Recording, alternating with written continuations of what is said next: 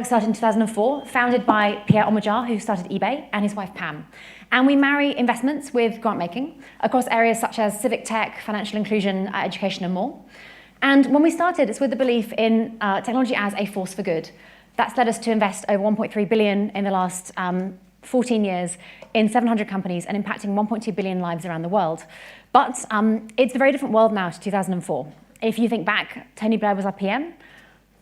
Many of us didn't have internet on our phones. I didn't, certainly. The iPhone wasn't yet available, and it's very, very, very different now. We've had incredible shocks to our democracy, incredible shocks to our economies. And on the tube this morning, I looked down the tube carriage, and everyone was reading the Metro. And on the front page was, Facebook pays teens for their data. So we're seeing headlines every single day looking at unintended consequences, and I would argue in some cases intended consequences of the tech we've built, and what that means for our society. And that's where we come in. That's what we care about. So the Tech and Society Solutions Lab is looking to invest and co-create things that work on the behaviors, systems, and products coming out of the tech industry itself and making them more responsible.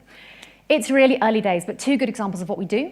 We worked last year with a household name tech company to think through their metrics, to help them build healthier metrics, looking at the healthy conversation in the public sphere. And secondly, we launched Responsible CS recently, that's computer science, helping US universities fund, bake ethical education into their undergraduate CS degrees. We've had about 100 applications so far, which is fantastic. So these are complicated, hard problems that resist easy answers. They need debate, and they need all of us to be involved.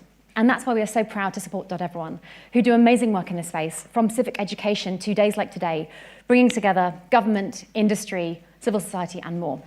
We think they do amazing work, and we're so proud to be supporting them. Thank you, and introducing Rachel, their CEO.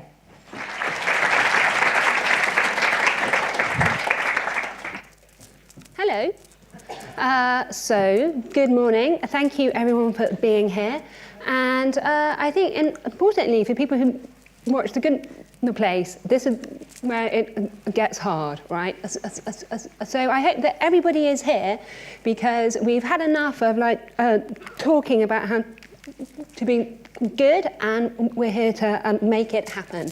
So thank you. And the aim of today is to get everyone to leave here wearing these proudly, feeling that they're able to live up to that.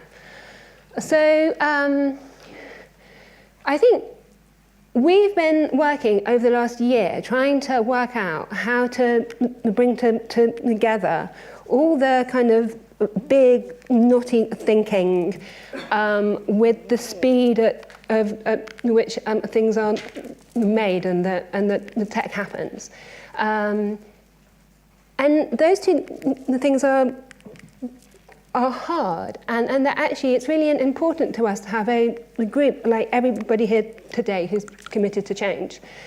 We think of responsible technology as being something that is about supporting a community of people to thrive. It's about upholding the things that are good about life and making more winners. So basically, thank you. I hope that everybody here today is going to enjoy the amazing group of speakers we have. I go to loads of these things, and there's generally lots of people talking about how it ought to be. Everybody here is making it happen, and we're really lucky to have a real mix of makers, leaders, doers, changers. Everybody ought to have a postcard that tells you about the tools that we're making. We think it isn't only about the values that you're bringing, but how you're making things. And we've kind of worked out that there are 3 points to start changing. It's in the business we're planning, it's in the approach to design, and in the product management. And it's about kind of holding the values and keeping them moving into delivery in order that you're able to measure and change against the things that matter most. So yes, everybody ought to have a postcard.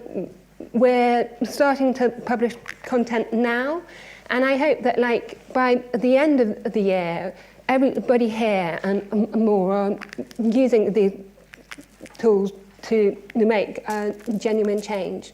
So I've done lots of the thanking, because I think that's my job here today. We have an amazing lineup, an amazing audience, and there's lots of opportunities to take part. In the breakouts after lunch, there's an opportunity to go through our new Agile event that I hope lots of you do. So that's me, and I think I'm welcoming Louise back. So thanks, everybody.